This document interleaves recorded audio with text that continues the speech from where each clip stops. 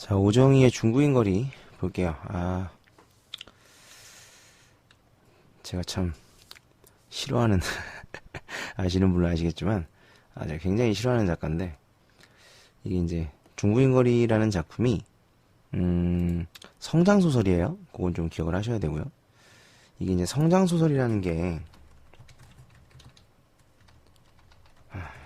성장 소설이라는 게 분명히 이제 어린 주인공이 나와서 이 어린 주인공이 어떤 이제 시련이나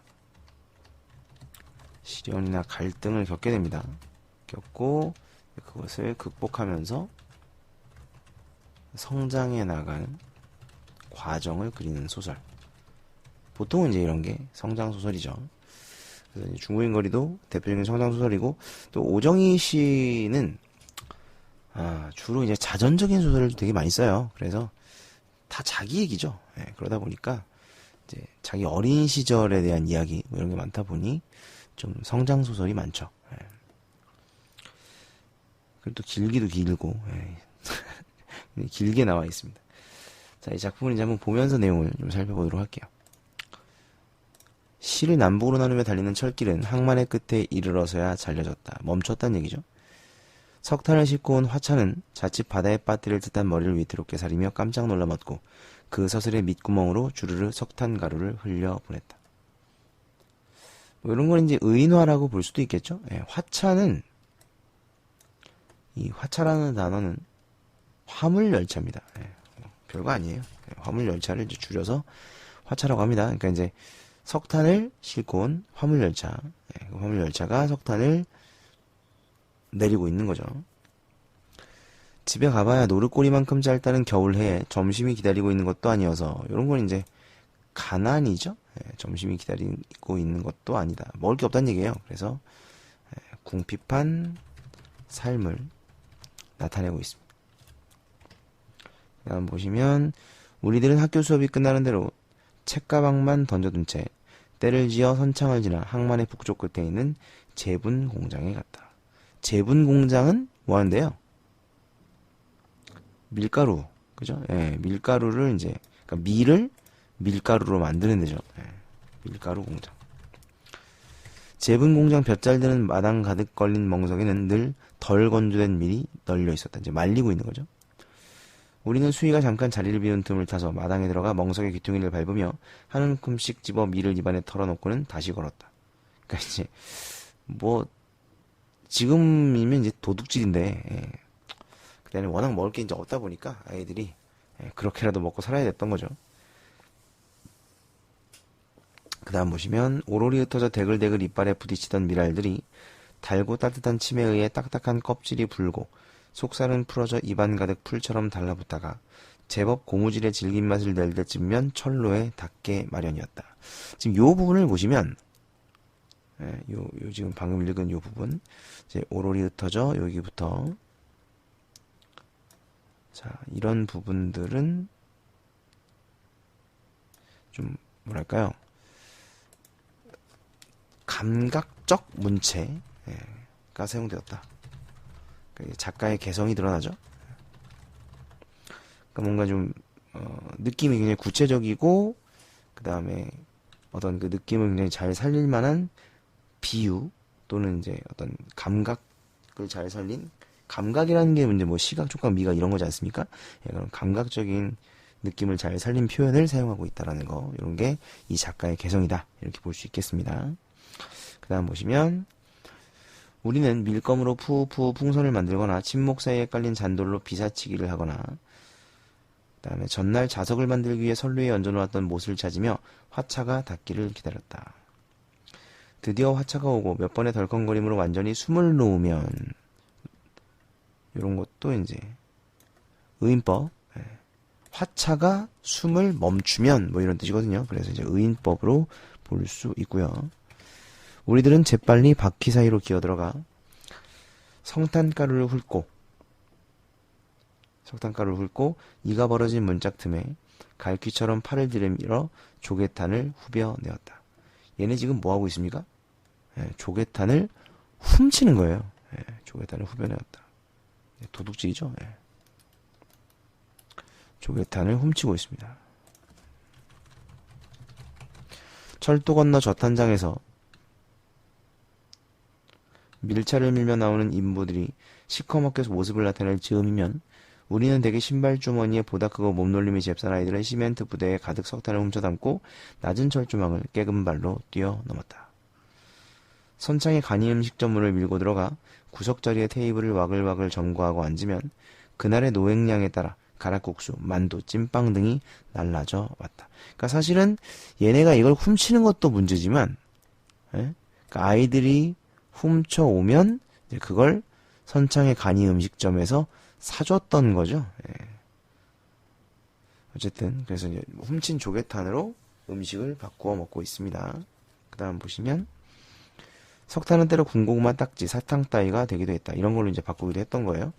어쨌든 석탄이 선창 주변에서 무엇과도 바꿀 수 있는 현금과 마찬가지라는 것을 우리는 알고 있었고 때문에 우리 동네 아이들은 사철 검정 강아지였다. 왜요? 맨날 석탄 훔치러 다니는 거죠. 해안촌 혹은 중구인 거리라고도 불려지는 우리 동네는 사실은 불려지는 잘못된 표현이지 않습니까? 그죠? 예. 불리는 이거 이제 이중비동이에요. 뭐 이런 게 이제 문제 나오지는 않겠지만 이중비동이기 때문에 잘못된 표현입니다. 우리 동네는 겨우내 북풍이 실어나르는 탄가루로 그늘지고 거무죽죽 공기 속에 해는 낮달처럼 희미하게 걸려 있었다. 어때요? 어떤 분위기예요? 지금 이 부분 탄가루로 그늘지고 그죠? 그다음에 거무죽죽한 공기 해는 낮달처럼 희미했다. 분위기가 어떻습니까? 어두침침한 분위기죠. 어두침침한 분위기를 나타내고 있습니다. 그 다음 보시면 새벽 구름이 걷히고 햇살이 조금씩 투명해지기 시작할 무렵에도 언덕의 집들은 굳게 문을 닫은 채 잠에서 깨어나지 않았다. 시의 곳곳에서 밀려난 새벽의 푸르스름한 어두움은 비를 품은 구름처럼 불길하게 언덕 위의 하늘에 몰려 있었다. 이런 것도 마찬가지예요. 예. 어디까지 체크를 해야 될까요? 이런 것도 역시 우중충한 분위기, 어두침침한 분위기를 나타내고 있습니다. 어둠이 완전히 걷히자 밤의 섬세한 발틈으로 세류가 되어 흐르던 냄새는 억지로 참았던 긴 숨처럼 거리 곳곳에서 피어오르기 시작했다. 아, 그제야 나는 그 냄새의 정체를 알 수 있었다. 그것을 알아채는 순간 그때까지 나를 사로잡고 있던 낯선 감정은 대번에 지워지고 거리는 친숙하고 구체적으로 내게 다가왔다. 자, 이 부분을 보시면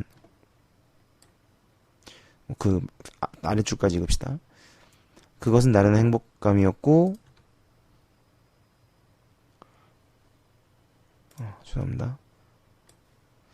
전날 떠나온 피난지의 마을에 잘 먹여진 색채였으며 유년의 기억이었다. 지금 이 부분을 보시면 이 사람이 그러니까 지금 뭘 하고 있는 거죠? 그렇죠. 과거, 유년 시절에 대한 회상을 하고 있다는 걸 알 수 있습니다. 그렇죠? 회상입니다. 그러니까 지금 현재 이 사람은 뭘 하고 있는 거냐면, 그러니까 처음에는 여기 이제 이 동네에 다시 와본 거예요. 와봤는데 처음에는 약간 낯설게 느껴졌던 거죠. 이제 뭐 그때까지 나를 사로잡고 있던 낯선 감정이라는 말을 보니까 처음에는 좀 낯선 감정을 가지고 있었던 거야. 그런데 어떤 냄새를 맡게 된 거죠. 그쵸? 그 냄새를 맡게 되니까 어때요? 냄새를 맡게 되니까 뭔가 친숙함이 사라지고 죄송합니다. 낯선 감정이 사라지고 친숙함이 다가왔다라는 것이죠. 됐습니까? 그러니까 아마 그 냄새는 어린 시절에 맡던 그 냄새였겠죠. 그쵸? 당연히 그렇겠죠? 그러면서 유년의 기억을 떠올리게 되었다 그랬으니까 얘는 뭐예요? 과거 회상의 매개체다. 이렇게 볼 수 있겠죠?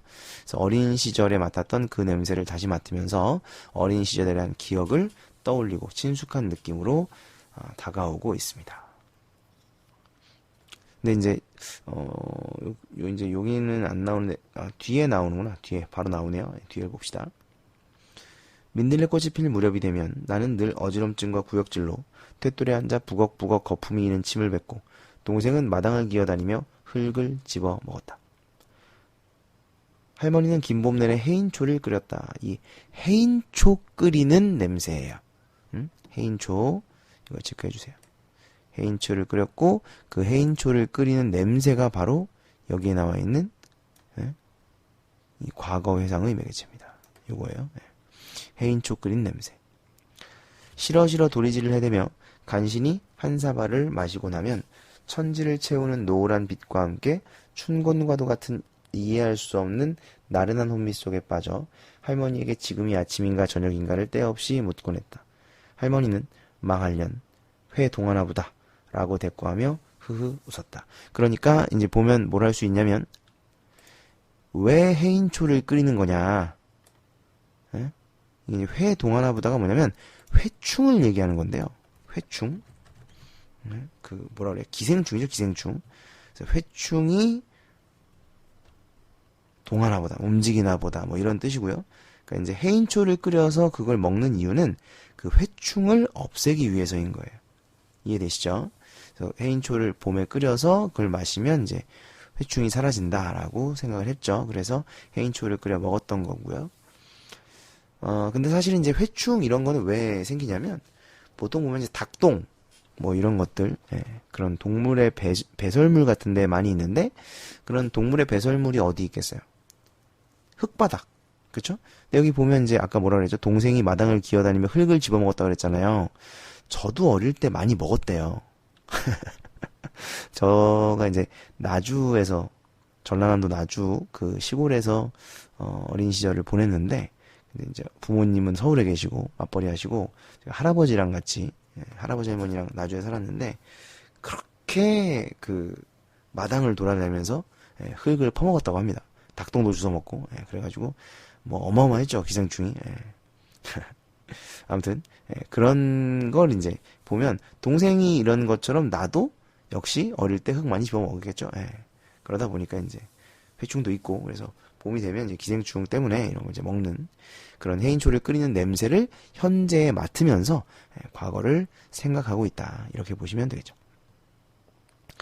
그 다음 보시면 나는 잊혀진 꿈속을 걸어가듯 노란빛의 혼미 속에 점차 빠져들며 문득 성큼 다가드는 언덕 위의 2층 집들과 굳게 닫힌 덧창 중에 하나가 열리고 젊은 남자의 창백한 얼굴이 나타나는 것을 보았다. 자, 이 젊은 남자는 뭐랄까, 이성에 대한 호기심입니다. 이성에 대한 호기심을 갖게 되는 계기, 이렇게 알아두시면 될 것 같아요. 그러니까 어릴 때 이 젊은 남자를 이제 봤는데 이 남자에 대해서 호기심을 가져요, 얘가. 그러면서 그 호기심이라는 게 이제 원래 관심 아닙니까? 어떤 드라마에 나왔었는데 나 점점 네가 궁금해. 뭐 그게 이제 너에 대해 관심이 생겨. 뭐 이런 말인 거거든요. 그래서 누군가가 여러분에게 나 네가 점점 궁금해라고 말하면 나에게 관심이 있다는 뜻이니까 뭐 궁금한 거 있으면 물어봐. 뭐 이런 식으로 대답하시면 안 돼요. 아시겠죠? 자, 이성에 대한 호기심을 갖게 되는 계기, 젊은 남자입니다. 자, 그 다음 보시면 어머니는 7번째 아이를 베고 와. 자, 어머니는 7번째 아이를 베고 있어요. 그러니까 지금 이게 여러분, 우리가 이제 그런 얘기 하죠. 이제 10달 동안 뱃속에 아이를 넣고 다니면서 이제 이렇게 아이를 뱃속에서 키우다가 10달 만에 아이를 낳는 거잖아요. 그러니까 그리고 뭐 이제 산후조리하고 어쩌고 하면 거진 1년이죠. 그죠?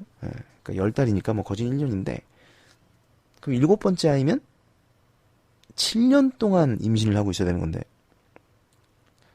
그 갓난아기를 이제 낳아서 키우는 거는 좀 이제 차치하고, 그거는 뭐 나중 문제고, 일단 기본적으로 7년 동안 이제 아이를 베고 있는 거예요. 와, 이게 얼마나 힘든 일일까요? 그쵸?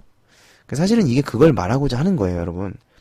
이게 어머니의 이제 반복적인 임신인데, 이것이 여성으로서의 어떤 고난?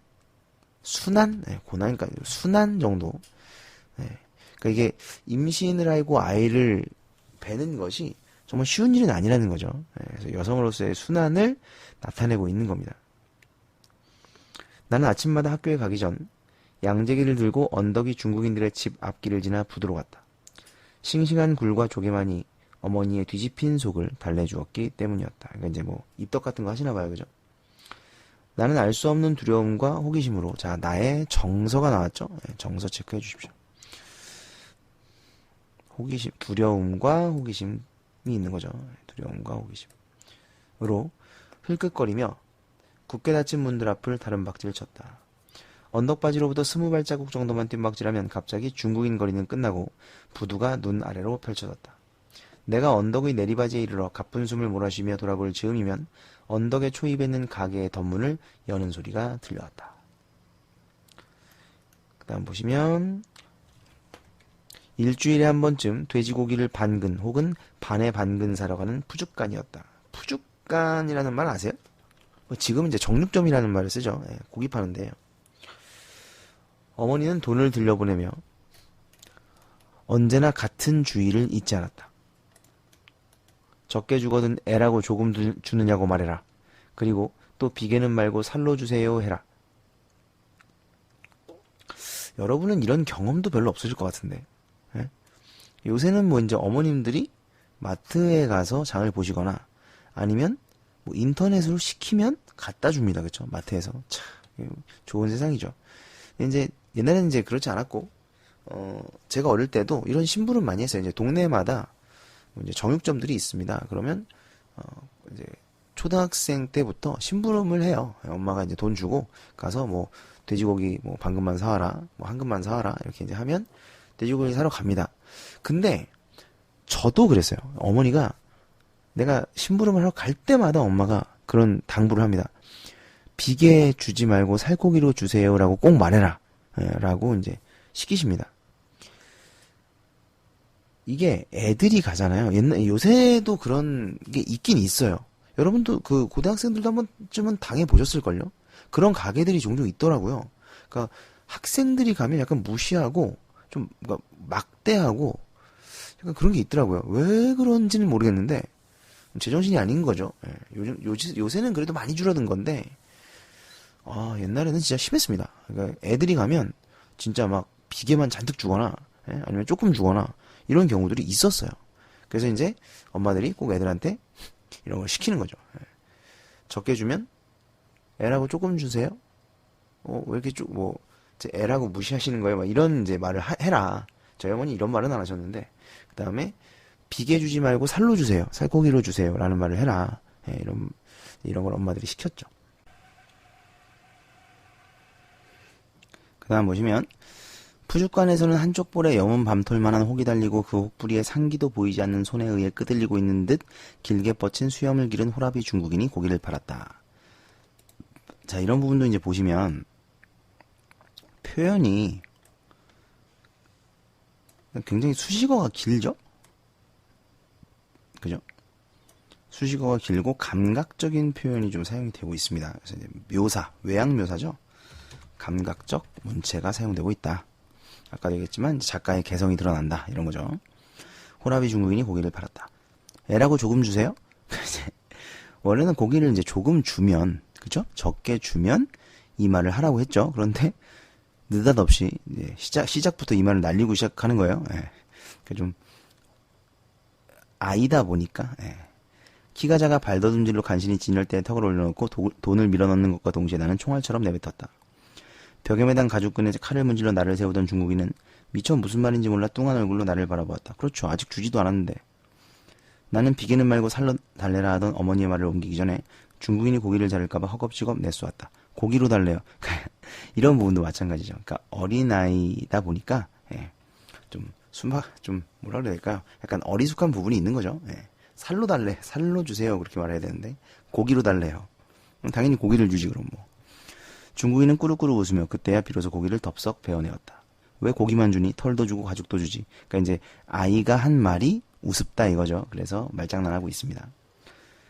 푸죽간에 이때여 후추나 흑설탕 근으로 달아주는 중국 차 따위를 파는 잡화점이 있었다. 이 거리에 있는 단 하나의 중국인 가게였다. 우리 동네 사람들은 가끔 돼지고기를 사러 푸죽간에 갈 뿐 잡화점에는 가지 않았다. 우리에게는 옷이나 신발에 다는 장식용 구슬, 염색물감, 그 다음에 폭죽놀이에 쓰는 화약 따위가 필요치 않았기 때문이었다. 이건 이제 누가 쓰는 물건들이겠어요? 중국인들이 쓰는 옷이겠죠? 예, 그러니까 중국인들이 쓰는 물건이겠죠? 예, 중국 문화. 그러니까 중국인들도 뭐 그런 거 있을 거 아니야. 뭐 명절도 있을 거고, 뭐 어떤, 예? 그런 절기 같은 게 있을 거 아닙니까? 이제 중국인들의 문화에 쓰이는 물건들입니다. 그래서 이제 이런 거를 중국인들은 쓰지만 우리는 쓸 일이 없으니까 이제 잡화점에 갈 일이 별로 없는 거죠. 그 다음 보시면 햇빛이 밝은 날에도 한쪽 덧문만 열린 가게는 어둡고 먼지가 낀 듯 침침했다. 계속해서 이제 나오는데 어둡고 먼지가 낀 듯 침침했다. 어떤 어두운 분위기, 침침한 분위기, 어둡고 침침한 분위기를 나타냅니다. 중국인 가게 그렇다는 얘기예요. 그러나 저녁 무렵이 되면 바구니를 팔에 건 중국인들이 모여들었다. 뒤통수에 쇠똥처럼 바짝 말아붙인 머리를 조금씩 흔들며 엄청나게 두꺼운 귓불에 은고리를 달고 전족한 발을 뒤뚱거리면서, 자, 이 부분도 뭐가 사용됐습니까? 묘사가 사용됐죠? 예. 뒤뚱거리면서 중국인 여자들에 대한 묘사입니다. 역시 이제 작가의 개성.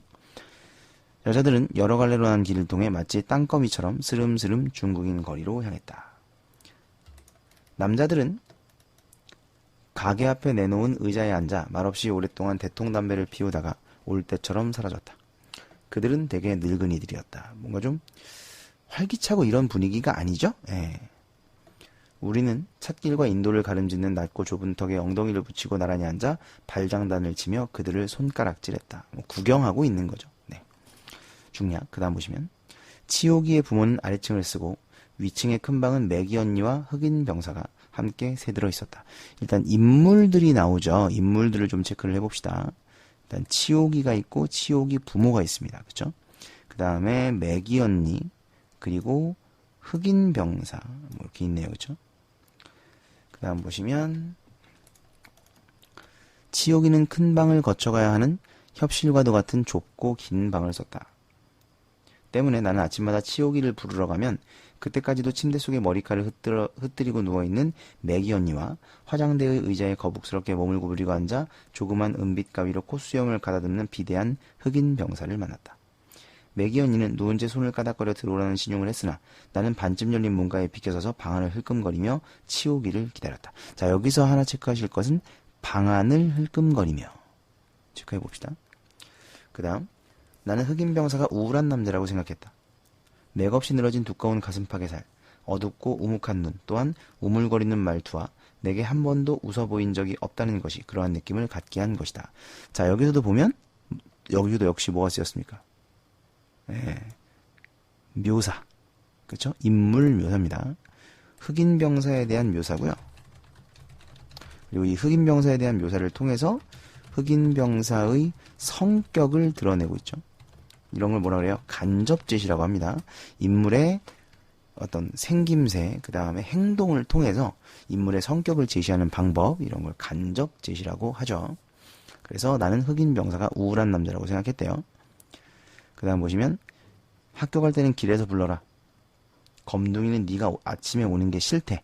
자, 이 말은 누가 한 말이냐면 치오기가 한 말이에요. 치오기의 말입니다. 나는 매일 아침, 그 다음 치오기가 말했으나 나는 매일 아침 삐걱대는 층계를 받고 올라가 매기 언니의 방문 앞을 서성이며 치오기를 불렀다. 그러니까 치오기가 올라오지 말라 그랬죠. 밖에서 부르라 그랬죠. 그런데 왜 굳이 올라갔냐? 왜 굳이 올라가서 치오기를 불렀냐? 이건 바로 이게 이제 아까 연결이 됩니다. 아까 방안을 흘끔거리며와 매기 언니의 방문 앞을 서성이며 이 두 가지가 이제 연결이 되어서 이건 뭐냐면 매기 언니에 대한,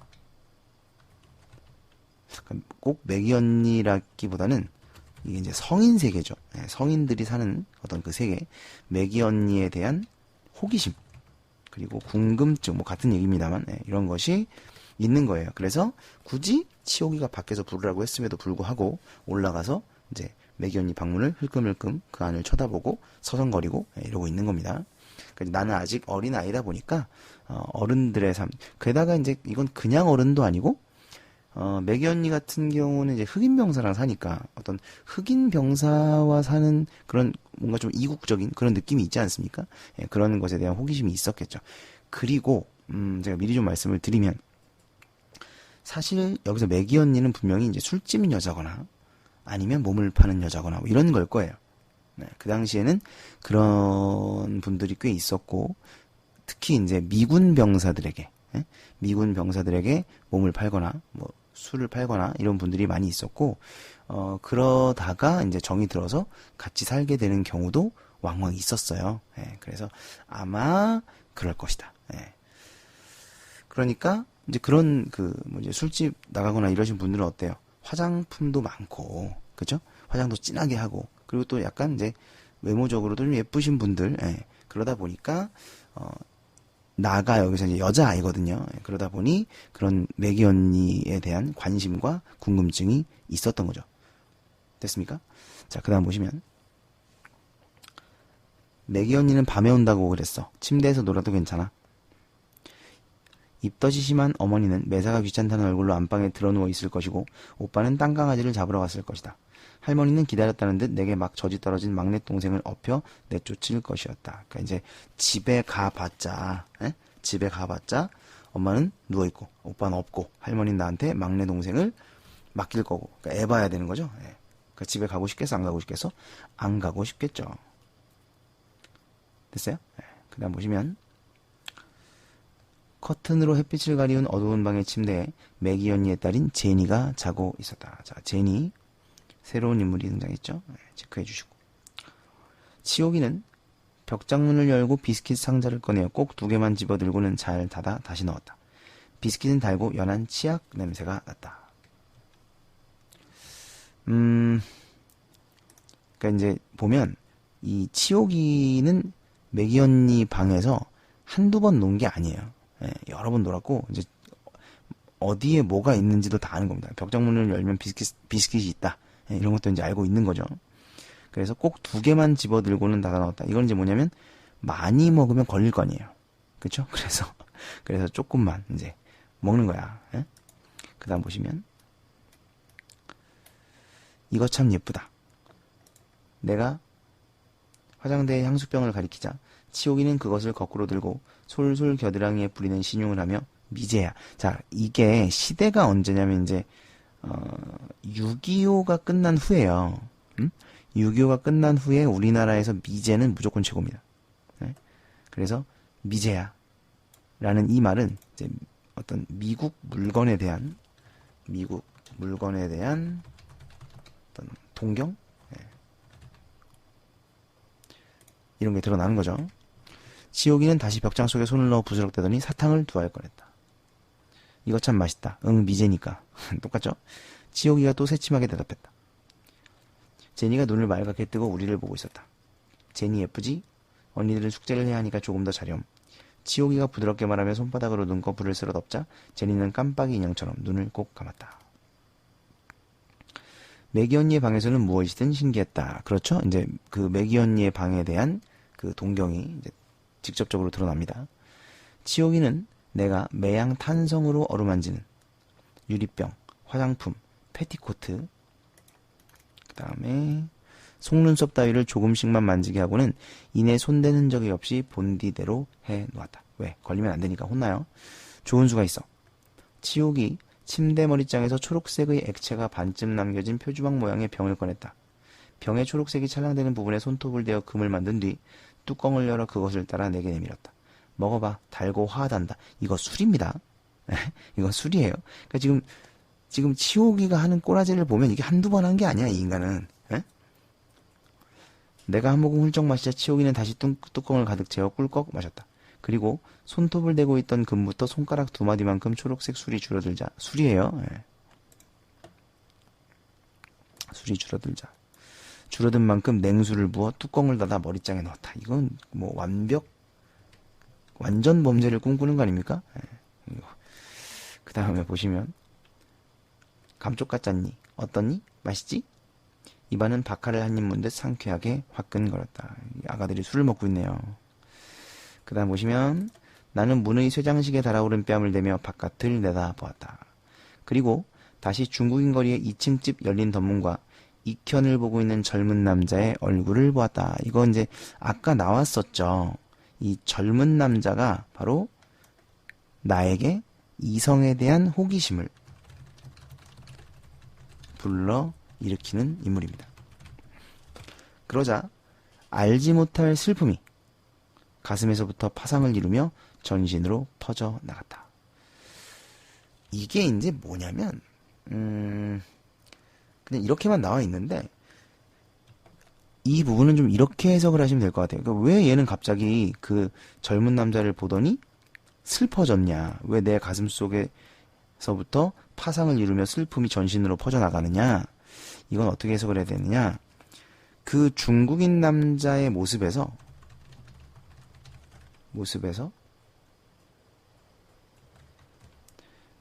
자신의 내면에 있는 슬픔을 발견합니다.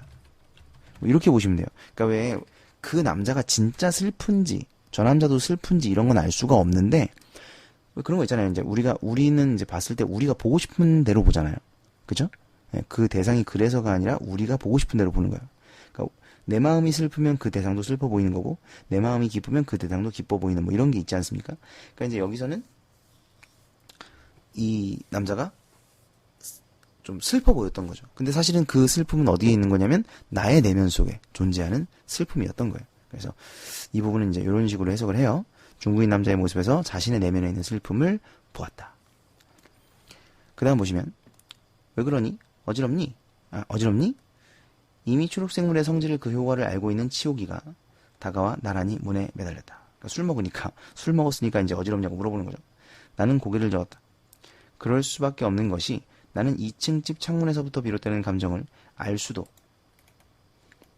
설명할 수도 없었으며 그 순간 나무 덧문이 무겁게 닫혀지고 남자의 모습이 사라졌기 때문이었다.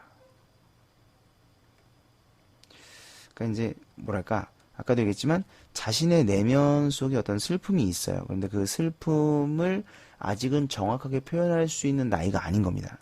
그러다 보니까 어떤 알 수도 설명할 수도 없는 그런 감정이라고 이제 여기서는 서술을 하고 있는 거고요. 그리고 그 남자의 모습이 사라졌죠. 그러니까 얘는 분명히 그 남자에게서 아까도 얘기했지만 이성에 대한 호기심, 그러니까 저 남자를 보면서 어떤 호기심이 있어요. 그런데 그 남자가 이제 사라졌기 때문에 좀 안타깝고 뭔가 쓸쓸한 그런 기분이 들었겠죠. 거기다 술도 먹었잖아. 그죠? 술 드셔보셨죠? 술 마시면 이제 사람이 좀 이렇게 감성적이 됩니다. 그 다음 보시면 유리 목걸이에 햇빛이 갖가지 빛깔로 쟁강쟁강 튀었다.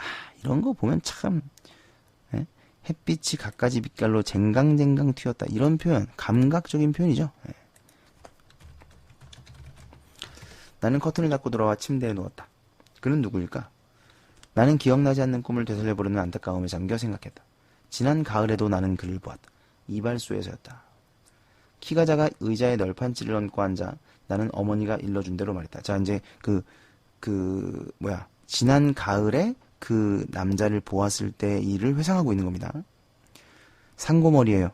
그러니까 지금 이발소에 머리를 깎으러 간 겁니다. 여자아이인데. 그리고 상고머리는 제가 어릴 때 했던 머리입니다. 그러니까 제가 어렸을 때 유행했던 남자 아이들이 했던 머리예요. 그러니까 이 상고머리를 하러 갔다는 것이 여자아이가 하는 머리가 아니거든요. 그러니까 이제 나가 남자아이처럼 상고머리를 하러 이발소에 가서 머리를 깎고 있다. 뭐 이런 거죠. 가뜩이나 밉상인데 대빵머리 난대요. 그런데 다 깎은 뒤 거울 속에 남은 것은 여전히 대빵머리였다. 그러니까 이제 옛날에는 뭐 그냥 그 이발소에서 머리를 깎으시는 분이 뭐 다양한 머리를 깎을 줄 아는 것도 아니고 실력이 뭐 이렇게 있는 것도 아니에요. 그냥 깎아주는 겁니다. 상고머리를 깎아달라고 했는데 그냥 대빵머리로 깎아놓은 거죠.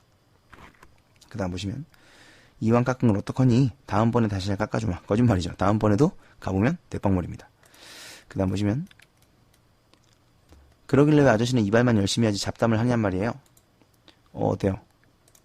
어린아이 치고는 당돌하죠? 이런 건 이제 다 당돌하다. 할 말 다 합니다. 당돌한 나의 성격을 알 수 있죠. 나는 바락바락 악을 썼다. 마침내 이발사는 덜컥 의자를 젖히며 말했다. 정말 접시처럼 발랑퇴발하지는구나. 버릇이 없다는 얘기죠. 못 쓰겠어. 엄마 뱃속에서 나올 때 주둥이부터 나왔니? 못 쓰면 끈달아 쓸 테니 걱정 말아요. 아저씨는 뱃속에서 나올 때 손모가지에 가위 들고 나와서 이발쟁이가 됐단 말이에요. 아, 굉장히 당돌합니다. 당돌한 나의 성격 여전히 여기도 마찬가지예요. 이발소환이 와 웃음바다가 되었다. 그러니까 이제 이건 왜 웃음바다가 되는 거예요? 어른들은 상상도 못한 거죠. 이 꼬마 어린아이가, 그것도 여자아이가 이런 말대꾸를 할 줄은. 그러니까 이제 이발소 아저씨가 한 방 먹었죠. 그래서 이제 어른들이 웃는 겁니다. 나는 의기양양해서 사람들을 둘러보았다. 웃지 않는 건 이발사와, 이 사람은 웃을 수가 없죠. 자기가 당한 거니까. 구석자리에 의자에 턱수건을 두르고 앉은 그 젊은 남자뿐이었다. 그는 거울 속에서 물끄러미 나를 보고 있었다. 나는 문득 그가 중국인 남자라고 생각했다. 길 건너 비스듬히 엇비낀 거리에서만 보았을 뿐 한 번도 가까이에서 본 적이 없었으나 그 알 수 없는 시선의 느낌이 그러했다.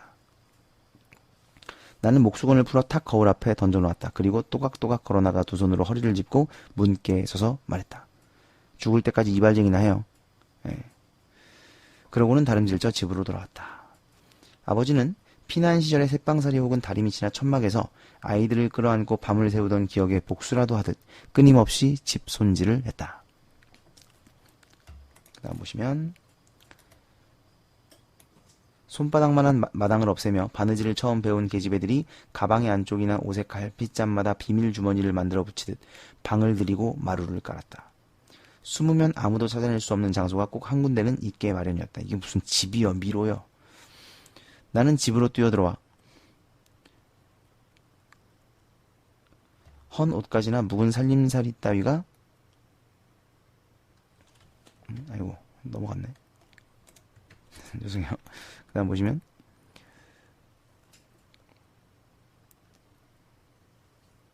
헌 옷가지나 묵은 살림살이 따위 잡동사니가 들어찬 변소 옆에 골방에 숨어 들어갔다. 골방 구석에 놓인 빈 항아리의 좁은 아구리에 얼굴을 들이밀어도 온몸에 뼈가 물러앉는 듯한 샘물쌀과도 같은 슬픔은 사라지지 않았다. 아까 얘기했죠? 그 슬픔이 그 남자, 젊은 남자를 본 순간 그 슬픔이 밀려온 겁니다. 처음부터 그랬던 거예요. 그죠? 여기서 이 골방에 좀 체크를 해보시면 이 골방은 내가 숨는 곳입니다. 그죠? 나가 숨는 곳. 그럼 왜 숨어요? 어떤 현실로부터 자신을 보호하기 위한, 어머나, 뽀큐를 날렸네. 보호하기 위한 공간. 이렇게 해석하시면 되겠습니다. 그 다음 보시면 그 뒤로도 나는 여러 차례 창을 열고 이쪽을 바라보고 있는 그 남자의 시선을 느낄 수 있었다. 대개 배급소의 문 밖에 쭈그리고 앉아 석간시문을 기다리고 있을 때였다. 제니, 일어나. 엄마가 왔다. 그 밑에 보시면 치오기가 꿈에는 부드럽고 달콤한 목소리로 제니를 부르자 제니가 눈을 뜨고 일어나 앉았다. 치오기가 아래층에서 대야에 문을 떠왔다. 제니는 비눗물이 눈에 들어가도 울지 않았다. 우리는 제니의 머리를 빗기고 향수를 뿌리고 옷장을 뒤져 옷을 갈아입혔다. 백인 호녀라인 제니는 5살이 되었어도 말을 못했다. 자, 여기 보시면 백인 호녀라인 제니죠? 그죠? 뭐야 이거? 왜 백인 호녀라가 있어? 아까 얘기했잖아요. 이 여자가 이제 아빠는 따로 있는 거죠. 이 흑인 병사는 아빠가 아니에요. 얘는 흑인이니까. 그죠? 그래서 이제 아마도 매기 언니가 다른 백인 메이비 미군이겠죠. 미군과 백인과 낳은 아이. 그런데 아빠는 없죠. 뭐 가버렸거나 버리고 갔거나 뭐 그랬겠죠. 그런데 5살이 되어서도 말을 못했다. 정상적이지 못하다는 거죠. 비정상적입니다. 비정상. 다음 보시면 혼자 옷을 입는 것은 물론 숟갈질도 못해 밥을 떠넣어주면 한 귀로 주르르르 흘렸다. 흑인 병사가 있을 때면 제니는 늘 치오기의 방에 있었다. 왜요? 그러니까 흑인 병사가 제니를 좋아하지 않았겠죠. 뭐 당연히 다른 남자의 아이니까 좋아하지 않았습니다. 짐승의 새끼야. 할머니는 어쩌다 문 밖이나 베란다에 있는 제니를 신기하다는 듯 혹은 할머니가 제일 싫어하는 털 가진 짐승을 볼 때의 눈으로 보며 말했다. 자, 요 부분은 이 할머니가 그러니까 아이를 낳은 적이 없습니다. 그러니까 원래 할머니가 뭐죠? 아빠의 엄마죠. 그죠? 아빠의 엄마가 할머니예요. 그런데 할머니가 아이를 낳은 적이 없다. 이 말은 무슨 말이에요? 아빠가 할머니의 친아들이 아니란 얘기죠. 아시겠죠? 그래서 할머니는 아이를 낳아본 적이 없기 때문에 그거에 대한 컴플렉스도 있고 한도 있고 그리고 어떤 아이의 새끼 이런 것에 대한 애정 이런 게 좀 없어요. 좀 왜곡된 시선을 가지고 있습니다. 정상적이진 않아요.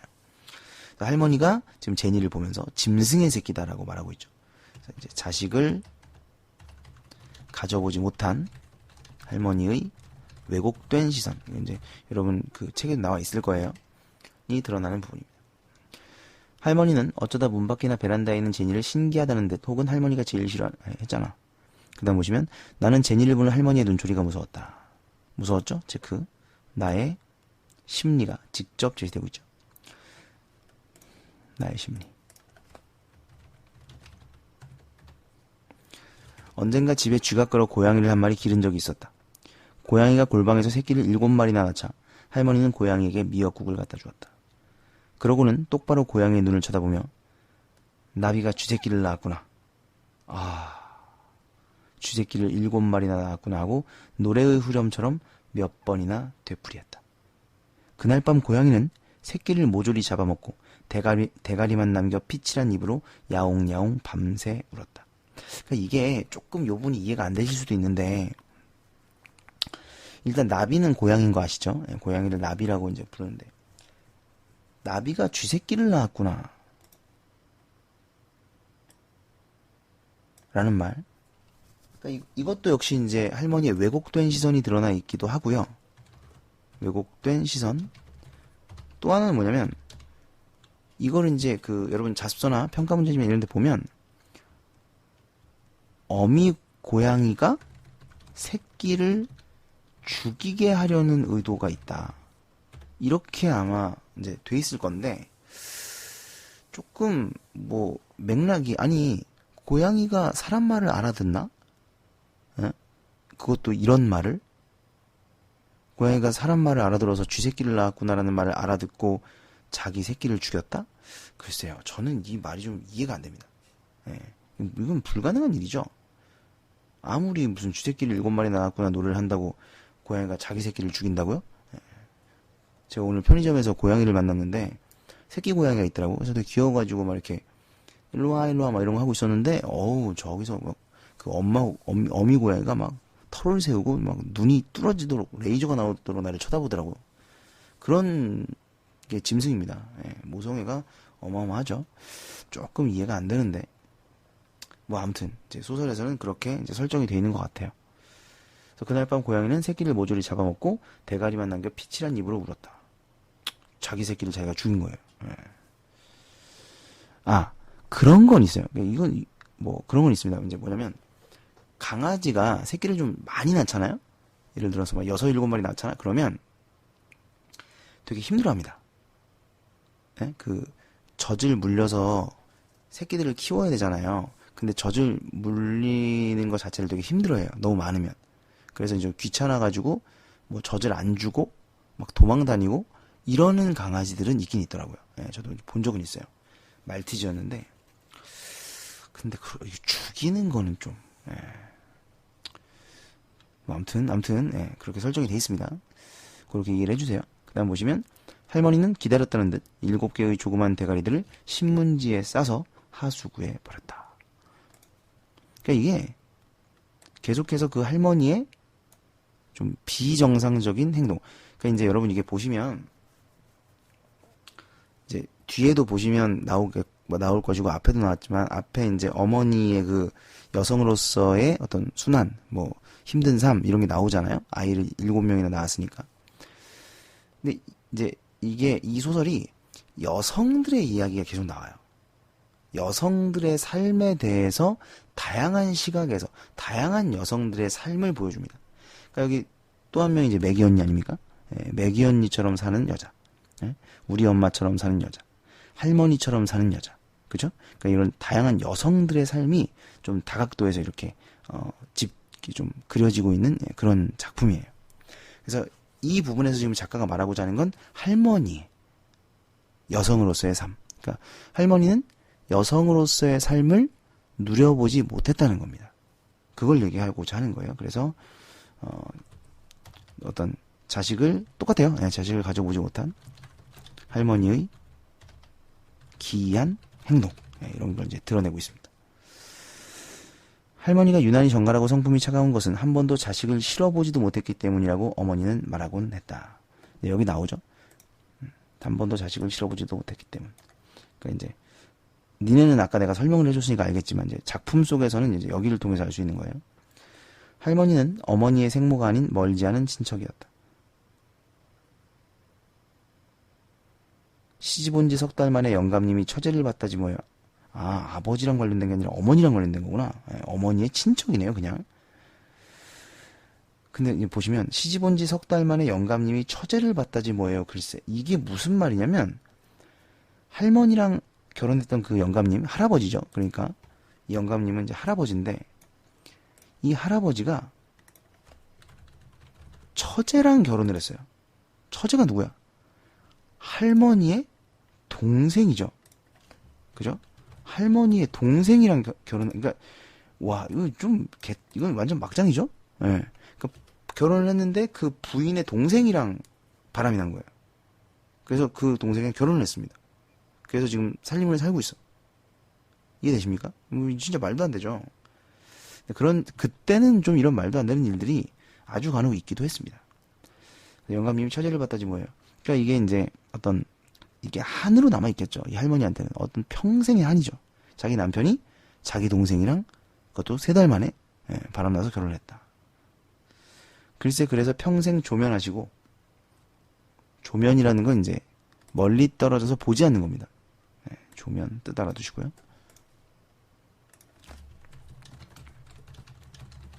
조카딸에게 의탁하신 거죠. 이 조카딸이 이제 어머니인 거예요.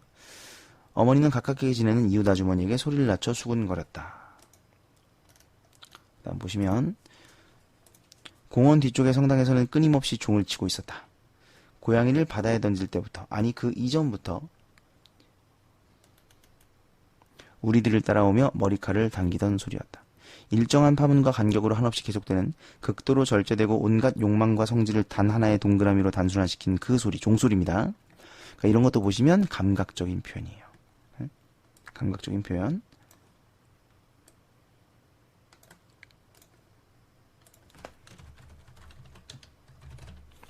한밤중 꿈속에서 깨어나 문득 듣게 되는 여름밤의 먼 우레소리, 천둥소리, 혹은 깊은 밤 고달프게 달려가는 기차바퀴 소리에서 같은 이해할 수 없는 두려움과 비밀스러움이 있었다. 그러니까 종소리를 통해 내가 느끼는 정서, 그렇죠?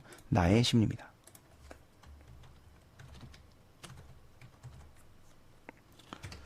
수녀가 죽었나봐. 누군가 말했다. 끊임없이 성당의 종이 울릴 때는 수녀가 고요히 죽어가는 것이라는 것을 우리는 모두 알고 있었다. 그러니까 이건 죽음을 알리는 소리인 거죠. 그죠?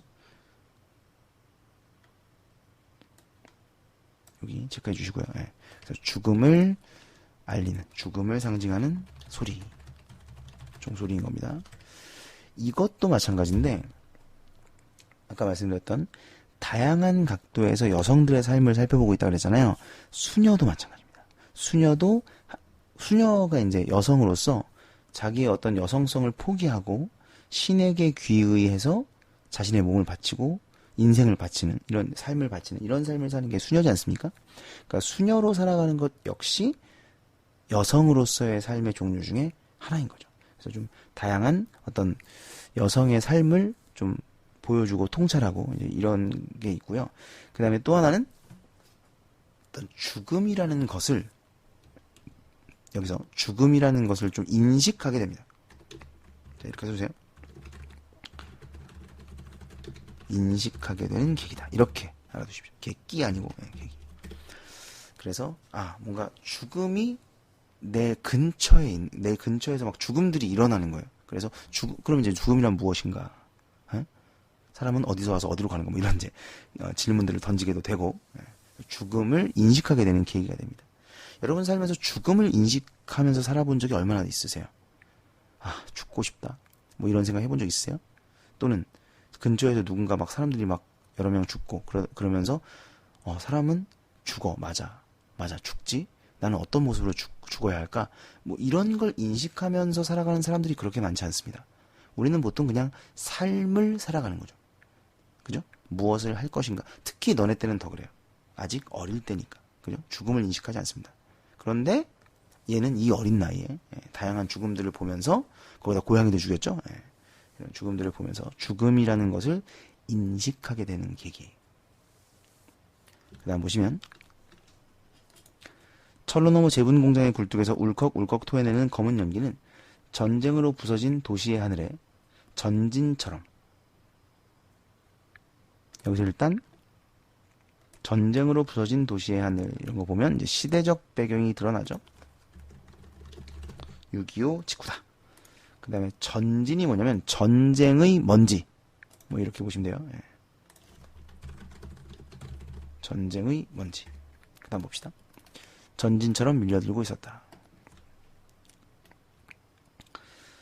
전쟁사의 길이 남을 것이라는 치열했던 한포 사격에도 제 모습을 고스란히 지니고 있는 것은 중국인 거리라고 불리는 언덕 위의 2층 집들과 우리 동네의 낡은 적산 가옥들 뿐이었다. 자, 이 적산 가옥이 뭐냐면 일본인들이 남기고 간 집이에요. 일본인들이 남기고 간 집을 적산 가옥이라고 불렀는데 이것은 일본에 대한 적개심이 담겨 있는 말입니다. 아시겠죠? 일본에 대한 적개심을 담아서 적산 가옥이다라고 불렀어요. 그 다음 보시면 시가지 쪽에는 아직 햇빛이 머물러 있는데도 낙진처럼 내려앉는 북풍에 실린 젖한장의 탄가루 때문일까? 중국인 거리는 연기가 서리듯 눅눅한 어둠에 잠겨들고 있었다. 이거 아까도 말씀드렸지만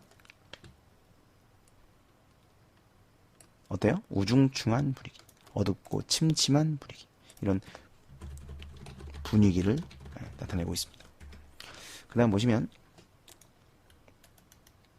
시의 정상에서 조망하는 중국인 거리는 검게 그을린 목조적산 가옥 베란다에 널린 얼룩덜룩한 담요와 레이스의 속옷들은 이 시의 풍물이었고 그림자였고 불가사의한 미소였으며 천칭의 한쪽 손에 얹혀 한없이 기우는 수은이었다. 천칭은 저울입니다. 천칭은 저울이에요. 또한 기우뚱 침몰하기 시작한 배의 이미 물에 잠긴 고물이었다. 그러니까 분위기가 어떻다는 거냐면 분위기를 얘기하는 거예요. 그래서 분위기가 뭔가 다 이제 망해가고 끝나가고 죽어가는 어떤 소멸의 이미지죠. 소멸의 이미지, 죽음의 이미지. 이해되십니까? 그 다음에 뭐 어둠의 이미지, 뭐 이렇게 보시면 되겠죠. 자, 중국인 거리에 이제 어떤 어둠, 죽음, 소멸 이런 것을 나타내고 있는 거예요.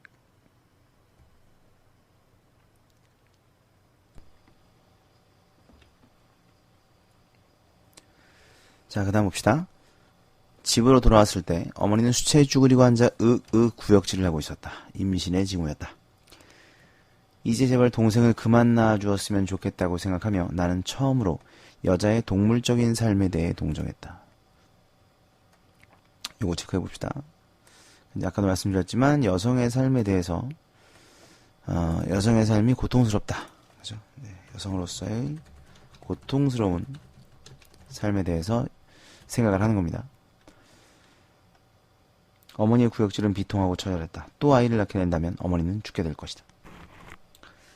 밤이 깊어도 나는 잠을 잘 수가 없었다. 막 생기기 시작한 전망울을 할머니가 침 한 말기를 뜯어 만들어준 띠로 꽁꽁 동인 언니는 혼이불의 스침에도 저지 아파 가슴을 싸주며 돌아 누워 알았다. 이것도 보시면 언니 이제 2차 성징을 겪고 있죠. 그런데 아픈 거예요. 그래서 역시 마찬가지 여성이 되어가는 이건 좀 말이 이상한데 여성으로서의 아픔, 여성이 되어가는 이제 성인이 되는 아픔, 진정한 여성이 되는 아픔, 뭐 이런 거라고 보시면 되겠죠. 밤새도록 간단없이 계속해서 들려오는 야경꾼의 딱딱이 소리, 화차의 바퀴 소리를 낱낱이 헤아리다가 날이 밝자 부두로 나갔다. 여전히 물결에 떠밀려 방죽에 부딪는 더러운 쓰레기와 썩은 생선들 사이에도 닷없이 떠있는 폐선의 밑창에도 고양이는 없었다. 어느 먼 항구에서 아이들의 장대질에 의해 뼈가 무너진 허리중동이를 허물며 끌어올려질지도 몰랐다. 가을로 접어들어도 빈대의 극성은 대단했다.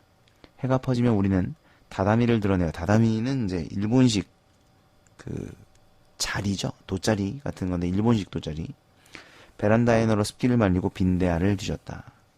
손목과 발목에 고무줄을 넣은 옷을 입고 자도 어느 틈에 빈대는 옷 속에서 스멀대며 비린날콩 냄새를 풍겼다. 사람들은 전기불이 나가는 12시까지 대개 불을 켜놓고 잠이 들었다. 불빛이 있으면 빈대가 덜 끓었기 때문이었다. 그러나 12시를 기점으로 그것들은 다다미 집 속에서 벌어진 마루틈에서 기어나와 총 공격을 개시했다. 그러니까 이제 그만큼 열악한 환경 속에서 살고 있는 거죠. 그 다음 보시면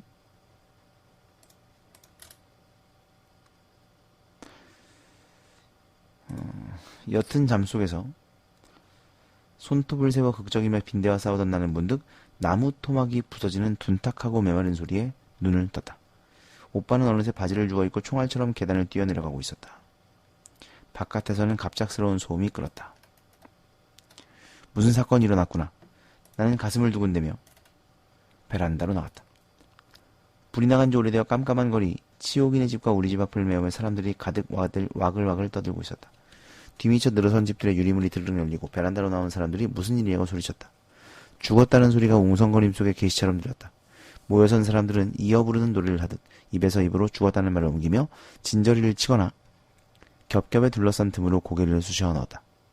나는 턱을 달달 떨어대며 치오기의 집 2층 시꺼멓게 열린 매기 언니의 방과 러닝셔츠 바람으로 베란다의 난간을 짚고 아래를 내려다보고 있는 흑인 병사를 보았다. 잠시 후 요란한 사이렌을 울리며 미군 지프가 달려왔다. 겹겹이 진을 친 사람들이 순식간에 양쪽으로 갈라졌다. 헤드라이트에 쏟아질 듯 밝은 불빛 속에 매기 언니가 반드시 누워 있었다. 염색한 길고 순많은 머리털이 흩어져 후광처럼 얼굴을 감싸고 있었다.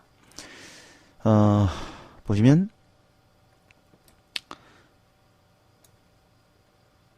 지금 이 부분과 그 다음에 이 부분, 이 두 가지를 봤을 때 우리가 유추할 수 있는 건 뭡니까? 흑인 병사가 매기 언니를 죽인 거죠. 그렇게 볼 수 있겠죠. 뭐 이게 사고였든 그렇지 않았든 그래서 이제 미군이 달려온 겁니다. 흑인 병사가 이제 미군일 테니까. 지금은 어떤지 모르겠네요. 근데 옛날에는 그 미군에 대한 재판은 우리나라에서 못했어요. 그러니까 미군이 우리나라 사람을 죽여도 우리나라에서 재판을 해서 넘기는 게 아니라 미국으로 이제 송환이 돼서 거기서 재판을 받았습니다. 그러니까 미군이 재판을 하는 거죠. 그러니까 이제 지네 나라 사람이다 보니까 아무래도 이제 감싸주기 이런 게 많았기 때문에 아주 뭐 적절한 판결을 받는 경우가 좀 드물었죠. 예. 그래서 미군들에 의해서 이제 뭘 당하면 좀 억울하게 어떤 죗값도 치르게 하지 못하고 이런 경우들이 좀 많이 있었습니다.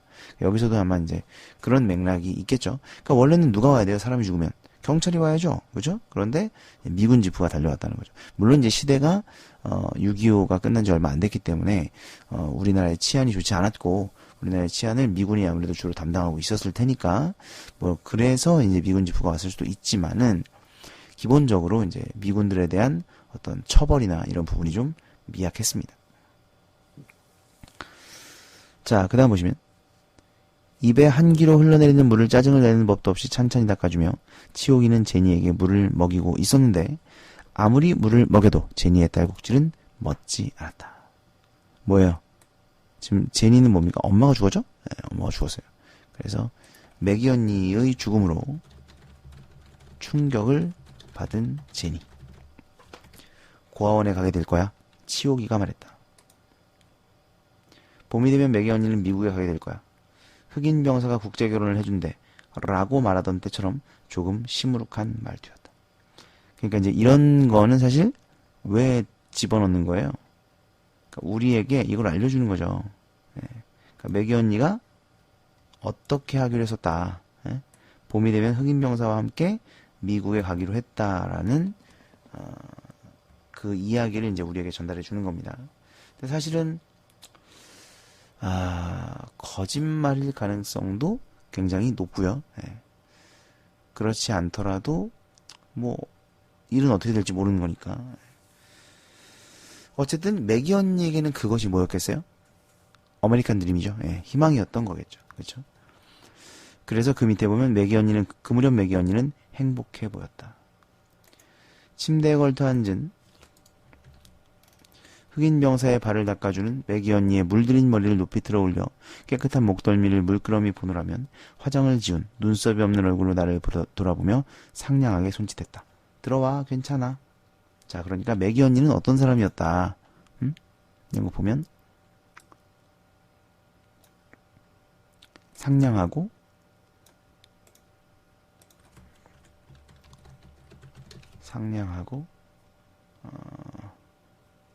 상냥한 사람이었다. 라는 걸 알 수가 있죠. 네. 역시 간접 제시, 행동이나 말을 통해서 인물의 성격을 제시하고 있습니다. 그 다음 보시면 제니는 성당에 고아원에 갔어. 이틀 후 치오기는 빨갛게 부은 눈을 사납게 찡그리며 말했다. 안타깝죠? 매기 언니의 동생이 와서 매기 언니의 짐을 모조리 실어가며 제니만을 달랑 남겨 놓았다는 것이다. 아, 참. 매정합니다. 그쵸? 네. 대신 치오기네 2층은 꽤 오랫동안 비어 있었다. 그러나 나는 치오기네 집에 숙제를 하러 가거나 놀러 가지 않았다. 왜요? 매기 언니가 없으니까. 아침마다 길에서 큰 소리로 치오기를 불렀다. 이것도 마찬가지죠. 이제 그 위에 올라갈 필요가 없어요. 매기 언니가 없으니까요. 그쵸? 또 아이를 낳게 된다면 어머니는 죽을 것이라는 예감이 신념처럼 굳어가고 있었지만 어머니의 배는 치마 밑에서 조심스럽게 불러가고 있었다. 대신 매운 손맛과 나지막하고 독한 욕설로 나날이 정정해지던 할머니가 쓰러졌다. 빨래를 하다가 모로 쓰러진 후 제정신이 돌아오지 않는 것이다. 할머니의 등 옆에 살던 막내 동생은 언니의 차지가 되었다. 대소변을 받아내게 되자 어머니와 아버지는 할머니를 남편인 친척 할아버지가 있는 시골로 보내는 것에 합의를 보았다. 20년도 가는 수가 있대요. 중풍이란 돌도 사귄다니까요. 네, 여기 보면 할머니가 이제 중풍을 앓고 있다 라는 걸 알 수 있죠. 네, 중풍으로 쓰러진 할머니. 자, 그래서 어떻게 하겠어요? 할아버지 댁으로 보내기로 했죠. 왜? 우리 집에서는 뭐 이제 사실 중풍에 걸리면 옴짝달싹을 못해요. 그래서 씻는 거, 입는 거, 먹는 거 뭐 전부 다 옆에서 도와줘야 되는데 그럴 만한 여력도 없고 지금 어머니도 애를 뵈서 힘들고 그렇기 때문에 보내기로 한 거죠. 그 다음 보시면 어머니는 작게 소곤거렸다. 그러고는 조금 큰 소리로 미운이 고운이 해도 늑마에는 영감님 곁이 제일이에요. 이건 이제 명분입니다. 그래서 큰 소리로 말하는 거죠. 그쵸? 그리고 명분이 뭔지 몰라요? 명분? 네. 겉으로 드러내는 이유. 타당한 이유. 남들이 생각했을 때 그럴듯한 이유. 이런 걸 명분이라고 합니다. 그러나 실제로는 우리가 모시기가 힘들기 때문에 그런 것이죠. 이어 택시를 대절해서 모셔야 해요 하고 크게 말했다. 할머니는 다시 아기가 되었다. 이건 비유적인 표현이죠. 그러니까 아기처럼 행동하게 되는 거죠. 똥 아무데나 싸고 오줌도 아무데나 두고 칭얼거리고 땡깡 쓰고 뭐 이런 이제 중풍 아기가 된 거죠. 아, 죄송합니다. 아, 죄송해요. 제가 착각했네요. 그러니까 중풍이죠. 아, 죄송합니다. 치매가 아니라 제가 말씀드린 건 이제 치매고요. 중풍은 그건 아니에요. 정신을 멀쩡합니다. 그런데 다만 이제 몸을 움직일 수가 없기 때문에 모든 것을 이제 도와줘야 되는 거죠. 아기가 혼자 밥 못 먹고 혼자 옷 못 입고 혼자 못 씻는 것처럼 도와줘야 되는 겁니다. 나는 치오기가 제니에게 하듯 아무도 없을 때면 할머니의 방에 들어가 머리를 빗기고 물을 입에 떠넣기도 하고 가끔 쉬를 했는지 소구를 헤치고 기저귀 속에 살그머니 손끝을 대어보기도 했다. 이 부분을 보면 할머니에 대한 연민? 네. 나의 연민. 그렇죠. 연민이라고 할 수도 있고 뭐 정이라고 볼 수도 있겠죠. 어쨌든 할머니에 대한 애정이 드러납니다. 그 다음 보시면 할머니가 떠나는 날 어머니는 할머니의 옷을 벗기고 새 옷으로 갈아입혔다. 평생 자식을 실어보지도 못한 몸이라 아직 몸매가 이렇게 고우시구나. 막말하시죠? 예? 뭐 이런 말 하시면 안 되죠. 친척 할아버지가 할머니의 동생인 작은 할머니와 그 사이에 낳은 자식들과 살고 있는 시골에 할머니를 데려다 놓고 온 아버지는 한숨을 쉬며 더듬더듬 말했다. 근데 사실 이게 모르겠습니다. 얼마나 원통할까요? 할머니 입장에서는. 그 집에 가게 되다니. 그죠? 생각만 해도 억울할 텐데. 참 안타깝습니다. 그런데 그 다음 보시면 못할 짓을 한 것 같아. 그 집에서 누가 달가워하겠어. 당연하죠. 예? 아니 일단 중풍병자가 온다는 것 자체가 이미 뭐 손이 많이 가는 일이죠. 그런데 이제 웬만한 어떤 정성이나 어떤 친분 없이는 당해내기 어려운 것인데, 그건 뭐 이제 사실 어떻게 보면 뭐 처와 첩의 관계 뭐 그렇게 볼 수도 있고, 어쨌든 뭐 옛날엔 자매였지만 지금도 또 뭐 자매긴 하지만 사이가 좋을 리는 절대 없겠죠. 아무튼 그래서 개밥에 도토리지. 그런데 부부라는 게 뭔지 글쎄 의식이 하나도 없는 양반이 펄떡펄떡 열불이 나는 가슴을 풀어헤치고 영감님 손을 끌어당겨 거기에 얹더라니까. 자, 이 부분을 보면 이제 또 다른 여성으로서의 어떤 그런 뭐랄까 삶은 아니지만 그러니까 지금까지 할머니는 어떤 여성으로서의 삶을 살아오지 못했다. 이렇게 이제 생각을 하는데, 그것이 이제 한이 되는 거죠. 그것이 한이고, 그래서 그게 이제 할아버지를 보자 그 한이 이제 행동으로 표현되는 거예요. 예, 이렇게 보시면 됩니다. 그러니까 이제 어쨌든 남편이었지 않습니까? 3개월은. 예. 그리고 자신의 그 어떤 한을 맺히게 한 사람도 할아버지고요. 그렇죠? 그리고 그 한을 풀어줄 수 있는 사람도 뭐 그 할아버지겠죠. 아무튼 그래서 어쨌든 옛날에 그 남편이었던 할아버지를 만나자 뭔가 어떤 자신의 여성으로서의 삶을 살지 못한 그런 한이 이런 행동으로 표현된 것이다. 뭐 이렇게 볼 수 있겠죠. 다음 보시면 그러게 내가 뭘 했어요. 역시 보내드리길 잘했지. 평생 서리서리 뭉쳐둔 한인걸요. 엄마는 뭐 마치 그럴 줄 알았다는 듯이 그래서 보낸 것도 아니면서 이런 식으로 말하고 있습니다. 그 다음 보시면 어머니는 할머니가 쓰던 반다지의 고리를 열었다. 반지고리 같은 거죠. 평소에 죄송합니다. 또 반지고리가 아니라 그 화장대 그 서랍장 같은 거예요. 서랍장 같은 거. 평소에 할머니가 만지지도 못하게 하던 것이라 우리들의 길게 뺀 목도 어머니의 손길을 따라 움직였다. 궁금증이죠. 할머니가 못 만지게 했는데 도대체 뭐가 들어있길래 못 만지게 했을까? 이런 게 이제 궁금한 거죠. 궁금증. 어머니는 차곡차곡 쌓인 옷가지들을 하나씩 드러내어 방바닥에 놓았다. 다리 부분을 주려 할머니가 입던 아버지의 헛내이, 허드레로 입던 몸빼 따위가 바닥에 쌓였다. 별거 없죠? 그리고 항라, 숙고사 같은 옛날 전의 옷이 나왔다. 그다음 보시면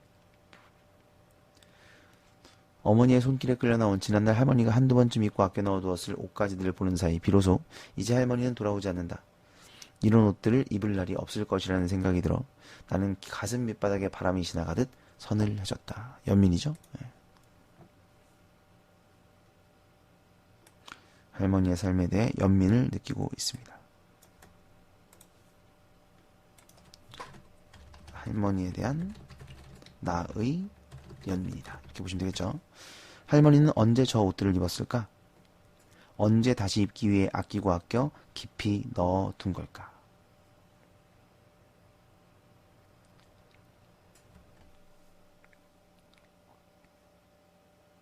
그 다음 보시면 마지막으로 어머니는 수달피 매자를 드러내고 밑바닥을 더듬었다. 그러니까 이제 뭔가 더 소중한 물건들은 이제 밑에 이렇게 감춰놓는 거죠. 그걸 이제 끄집어내는 겁니다. 그 속에는 동강이 난 비취 반지. 체크해 봅시다. 동강이 난 비취 반지. 퍼렇게 녹이 슬어 금방 부스러져 버릴 듯한 구리버클.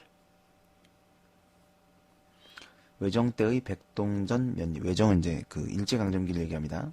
어느 옷에 달았던 것인지 모를 크고 작은 몇 개의 단추, 색실 토막 따위가 들어 있었다.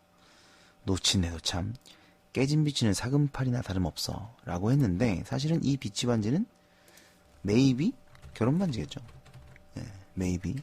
그러므로 그렇게 소중하게 간직을 했던 건데, 제 엄마 말하는 인성 봐요. 네, 엄마 뭐래요? 깨진 비치는 사금팔이나 다름없어. 이건 이제 뭡니까? 이 사람에게 소중한 결혼 반지를 그냥 물질적 가치로만 판단해버리는 거죠. 네, 너무하시네요, 그죠? 다음 보시면 어머니 혀를 차며 그것을 다시 손수건에 싸서 빈 반나지에 던져 놓았다. 가치 없다 이거죠. 네이 따위 속옷은 걸레감으로 내어놓고 옷가지들은 어머니의 장에 옮겨 놓았다. 수달비는 고급품이어서 목도리로 고쳐 쓰겠다고 했다. 다음날 나는 아무도 몰래 반다지를 열고 손수건 뭉치를 꺼냈다. 그리고 공원으로 올라가 장군의 동상에서부터 숲 쪽으로 할머니의 나이 수만큼 65발자국을 걸어 숲의 5번째 오리나무 밑에 깊이 묻었다. 이건 뭡니까? 어디부터 체크할까? 여기부터 체크하시고, 이건 뭐예요? 어떤 할머니가 소중하게 여겼던 반지를 좀 뭐랄까요? 의미 있게 묻어둔, 간직하고 싶은 마음, 이렇게 정리합시다. 네. 할머니가 소중하게 여겼던 반지를 의미 있게 간직하고 싶은 거예요. 그래서 할머니가 소중히 여긴 그 마음을 다른 사람들이 비웃거나, 또는 다른 사람들의 손에 의해서 버려지거나 이런 것들을 이제 막고 싶었던 거죠. 그래서 얘는 지금 할머니에 대해서 굉장한 연민과 이해, 이런 정서를 보여주고 있다는 거 알아두시면 되겠습니다. 자, 그 다음 보시면 겨울의 끝 무렵 우리는 할머니의 부음을 들었다. 돌아가셨어요. 아, 슬프다. 돌아가셨네요. 죽음 소식. 이렇게 합시다. 택시에 실려 떠난 지 2계절 만이었다. 산호를 앞둔 어머니는 새삼스럽게 할머니가 쓰던 이제는 우리들의 해진 옷가지들이 뒤죽박죽 되는 대로 쑤셔박힌 반다지를 어루만지며 울었다. 뭐죠, 이 여자? 이분, 그니까 뭔가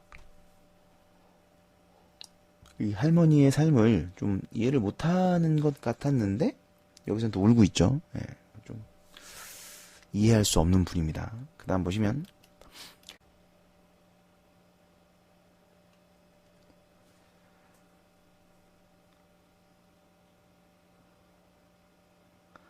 저녁 내내 아무도 찾아내지 못할 골방의 잡동사니들 틈에서 숨을 죽이고 있던 나는 밤이 되자 공원으로 올라갔다. 아주 깜깜했지만 나는 65걸음을 걷지 않고도 정확히 숲의 5번째 오리나무를 찾을 수 있었다. 깊은 땅 속에서 2개들을 묻혀있던 손수건은 썩은 지푸라기처럼 축축하게 손가락 사이에 묻어놨다. 동강난 비치반지와 녹슨 버클, 몇잎 백동전의 흙을 털어 가만히 손안해 주었다. 똑같았다. 모두가 전과 다름없었다. 잠시의 온기와 이내 되살아나는 차가움. 자, 이거 체크하시고. 이 잠시의 온기는 뭐예요? 할머니에 대한 추억을 떠올린 것이고, 그리고 할머니의 죽음을 생각한 것이죠. 네. 그러니까 처음에는 살짝 온기를 느꼈다가 이제 돌아가셨죠. 그래서 차갑게 느끼고 있는 겁니다. 그 다음 보시면 나는 다시 손안의 물건들을 나무 밑에 묻고 흙을 덮었다. 손에 흙을 털고 나무 밑을 꼭꼭 밟아 다진 뒤 일정한 보폭을 유지하는 데 신경을 쓰며 장군의 동상을 향해 걸었다. 60번을 세자 동상이었다. 이거 체크해야 됩니다. 60번을 세자 동상이었다. 왜죠?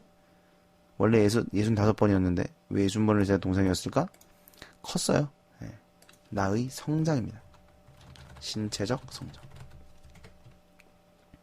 그 다음 보시면 나는 고개를 갸웃했다. 분명히 2계절 전 65걸음의 거리였다. 앞으로 다시 2계절이 지나면 50걸음으로도 닿을 수가 있을까? 다시 1년이 지나면 그리고 10년이 지나면 단 한 걸음으로 날 듯 닿을 수 있을까? 예, 없습니다. 그 다음 보시면 아직 겨울이고 깊은 밤이어서 나는 굳이 사람들의 눈을 피하지 않고도 쉽게 장군의 동상에 올라갈 수 있었다. 키를 넘는 위가 달려진 정사면체의 받침돌에 손톱을 받고 기어올라 장군의 배 위에 모아진 망원경 부분에 발을 딛고 불빛이 듬성듬성 박힌 시가지를 내려다 보았다. 지난해 여름 전진처럼 자욱이 피어오르던 함성은 이제 들려오지 않았다. 다만 조용했다. 귀 기울여 어둠 속에 부드럽게 흐르는 소리를 좇노라면 땅속 가장 깊은 곳에서 숨어 흐르는 수맥이라도 손끝에 닿을 것 같은 조용함이었다. 자, 지금 공원에서 아래를 내려다 보는데 뭔가 고요합니다. 그쵸? 예, 조용함, 고요함을 느끼고 있는데 그 다음 보시면 나는 깜깜하게 엎드린 바다를 보았다. 동지나이로부터 밤새워 불어오는 바람, 바람에 실린 해조류의 냄새를 깊이 들이마셨다. 그리고 중국인 거리 언덕이 2층 집의 덧문이 열리며 쏟아져 나와 장방형으로 내려앉는 불빛과 드러나는 창백한 얼굴을 보았다. 그 남자, 그 중국인 남자, 젊은 청년, 차가운 공기 속에 연한 봄의 숨결이 숨어 있었다. 아까부터 이제 계속 나왔던 겨울이라든가 어두침침하다든가 이런 것은 이제 어떤 부정적이고 어두침침한 그런 현실, 상황을 뜻하는 거였습니다. 그렇죠? 그런데 여기 보시면 봄의 숨결이 숨어 있었다라는 것은 결국 이제 어떤 희망입니다. 희망. 그죠? 희망. 그 다음에 어둠이죠. 어둠이 뭐야? 어둠과 침침한 분위기가 이제 바뀌는 부분입니다. 네, 바뀌는 부분. 그 다음 보시면 나는 따스한 피 속에서 돋아오르는 숨을 참을 수 없는 근지러움으로 감지했다. 이런 게 또 이제 그 감각적 표현인데 순이 뭐냐면 새싹입니다. 새싹. 그러니까 이제 싹이 돋는 거고요. 네? 그러니까 자신의 내면적 성숙을 뭐랄까 형상화했다. 이렇게 보시면 됩니다. 형상화. 그 다음에 감각적 표현. 형상화가 뭐예요?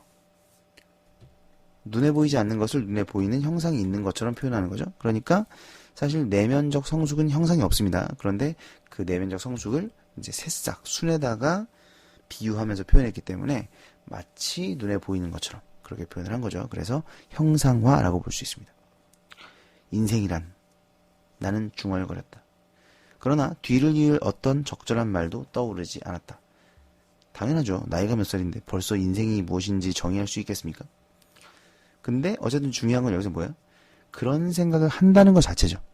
인생이란 무엇인가? 인생이란 무엇이구나? 인생이란 이런 거구나. 뭐 이런 생각을 한다는 것 자체가 내면의 성숙이에요. 그래서 인생이란 이 부분 어떤 정신적 성숙을 뜻하는 겁니다. 그 다음 보시면 그러나 알 수 없는 다만 복잡하고 분명치 않은 색채로 뒤범벅된 혼란에 가득 찬 어제와 오늘과 수없이 다가올 내일들을 뭉뚱그릴 한마디의 말을 찾을 수 있을까? 결국은 이제 이게 바로 어떤 인생의 의미라고 생각을 하는 겁니다. 한마디의 말, 인생이란 무엇이다라고 정의를 내릴 수 있을까? 뭐 이런 얘기죠. 그 다음 보시면 다시 봄이 되고 나는 6학년이 되었다. 오빠는 어디서인지 강아지를 한 마리 얻어와 길을 들이는 중이었다. 할머니가 없는 집안에 걔는 멋대로 털럭을 날리고 똥을 쌌다. 할머니 계실 때는 이제 이런 게 허용되지 않았겠죠. 나는 1년 동안 키가 한 뼘이나 자랐고 신체적 성숙이죠.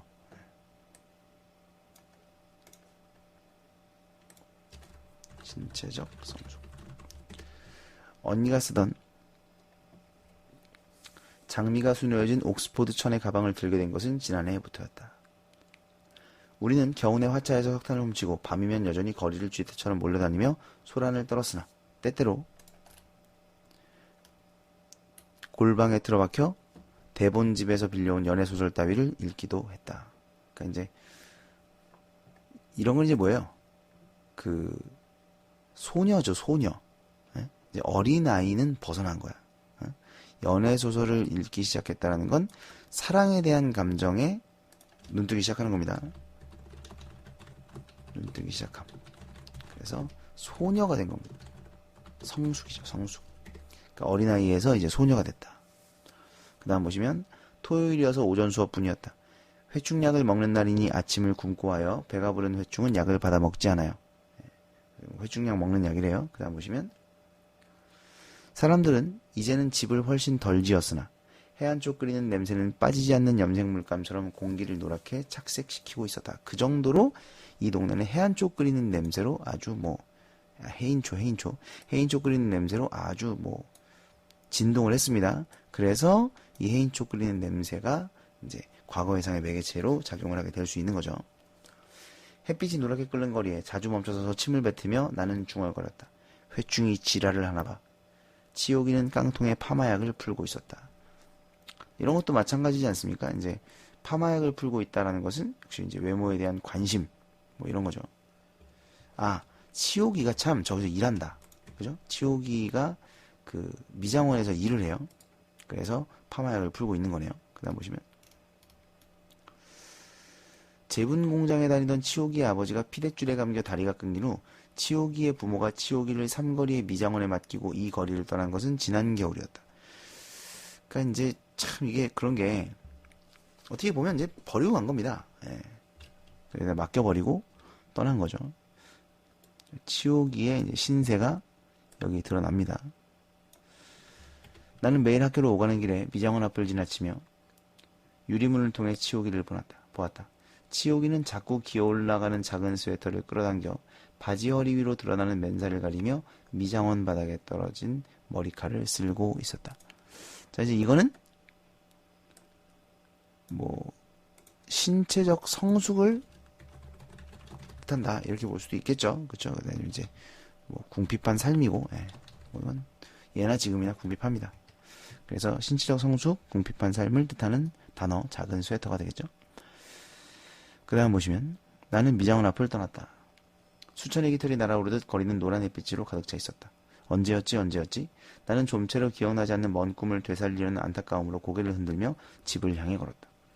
집 앞에 이르러 언덕 위에 2층 집 열린 덧창을 바라보았다. 그가 젊은 청년 창으로 상체를 내밀어 나를 손짓해 부르고 있었다. 내가 끌리듯 언덕 위를 올라가자 그는 창문에서 사라졌다. 왜? 문 열어 나오는 거지. 그리고 잠시 후 닫힌 대문을 무겁게 밀고 나왔다. 코어리가 낮고 누른빛의 얼굴에 여전히 알 수 없는 미소를 띠고 있었다. 그는 내게 종이꾸러미를 내밀었다. 내가 받아들자 그는 몸을 놀려 안으로 들어갔다. 열린 문으로 어둡고 좁은 안채로 들어가는 통로와 갑자기 나타나는 볕바른 마당과 걸음을 옮길 때마다 투명한 맨발에 찰랑대며 묻어오르는 햇빛을 보았다. 감각적 표현 여기도 쓰였죠.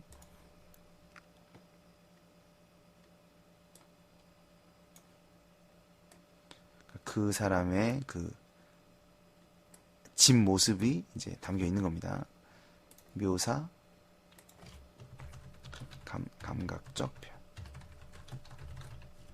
그 다음 보시면 나는 골방에 들어가 문을 잠근 뒤 종이 뭉치를 끌었다. 속에 든 것은 중국인들이 명절 때 먹는 3가지 색의 물감을 들인 빵과 용이 장식된 엄지손가락만한 등이었다. 그러니까 이제 이걸 뭐라고 봐야 될까요? 어떤 선생님들은 이거를 이제 뭐 그냥 호의의 표시다. 그러니까 어떤 남녀로서의 호의가 아니라 그냥 어떤 인간으로서의 호의의 표시다 이렇게 설명을 하시는 분들도 계시고, 아니면 이걸 이제 남녀로서의 호감의 표시 뭐 이렇게 해석을 하시는 분들도 계십니다. 그래서 이거는 뭐 학교에서 배우신 대로 이건 좀 알아두셔야 되겠죠. 학교에서 배운 대로 시험에 나올 테니까. 이제 저는 이게 호감의 표시인 것 같아요. 네. 남녀로서의 호감의 표시다. 왜냐면 그래야 이제 뒤에 나오는 나의 성숙이 좀 연결이 되거든요. 그 다음 보시면 나는 그것들을 금이 가서 쓰지 않는 빈 항아리 속에 넣었다. 안방에서는 어머니가 산고의 비명을 지르고 있었으나 나는 2층으로 올라갔다. 그리고 숨바꼭질을 할 때처럼 몰래 벽장 속으로 숨어 들어갔다. 한낮이어도 벽장 속은 한 점의 빛도 들이지 않아 어두웠다. 나는 차라리 죽여줘라고 부르짖는 어머니의 비명과 언제부터인가 울리기 시작한 종소리를 들으며 죽음과도 같은 낮잠에 빠져 들어갔다. 자, 지금 여기 보시면 생명의 탄생과, 그쵸? 어머니의 비명. 사실 이제 어머니는 비명을 지르고 있지만 여기서 이제 아이가 태어날 거예요. 그쵸? 그 다음에 종소리. 이것은 죽음을 상징하죠? 그 수녀의 죽음, 수녀가 죽었을 때 종을 친다. 뭐 이런 얘기가 있잖아요. 그쵸? 그러니까 이 부분은 지금 생명의 탄생과 죽음이 교차하는 부분이다. 뭐 같이 이제 나타나는 부분이다. 뭐 이렇게 볼 수가 있겠습니다. 이 부분. 내가 낮잠에서 깨어났을 때 어머니는 지독한 난산이었지만 18번째 아이를 밀어내었다. 8번째야? 18 아니고요. 큰일 나죠. 18. 어두운 벽장 속에서 나는 이해할 수 없는 절망감과 막막함으로 어머니를 불렀다. 여기서 이 이해할 수 없는 절망감과 막막함은 여성으로서의 삶에 대한